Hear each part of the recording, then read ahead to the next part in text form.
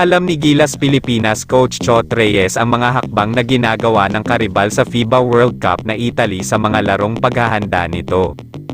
Natutuwa siyang makakaharap ng Pilipinas ang The Blues mamaya sa torneo. Ang Italy ay Italy, alam naman nating lahat ang kalidad ng team na iyon, di ba? Sinabi ni Reyes sa mga mamamahayag noong Martes ng hapon sa isang partnership launch ng Maxes at ng pambansang koponan sa Diliman, Quezon City. Buti na lang at third game na namin sila, kaya, sa ngayon, ang aming alalahanin ay ang Dominican Republic, ang aming focus, talaga, ay ang Dominican Republic at Angola, pagpapatuloy niya. Lalabanan ng Gilas ang Dominicans sa ika-25 ng Agosto, ililipat ng Nationals ang kanilang focus sa Angola bago tapusin ang kanilang group phase campaign laban sa world number 10 Italian sa kanilang mataas na ranggo, na nagtala ng 5 tagumpay na kinabibilangan ng mga kahanga-hangang outings laban sa Serbia, Greece, at Asian powerhouse na China. Marami sa aming mga pagsisikap ang talagang ibinubuhos sa paghahanda para sa Dominican Republic at Angola, sabi ni Reyes.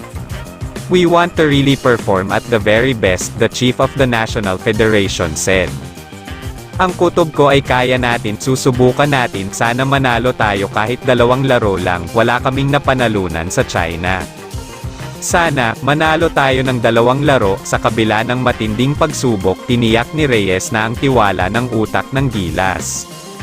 Samantala, pinamunuan ni Chicago Bulls center Nikola Vucevic ang Montenegro upang biguin ang Gilas Pilipinas 102-87 sa pre-World Cup closed-door exhibition game, Linggo ng gabi sa PhilSports Arena sa Pasig City.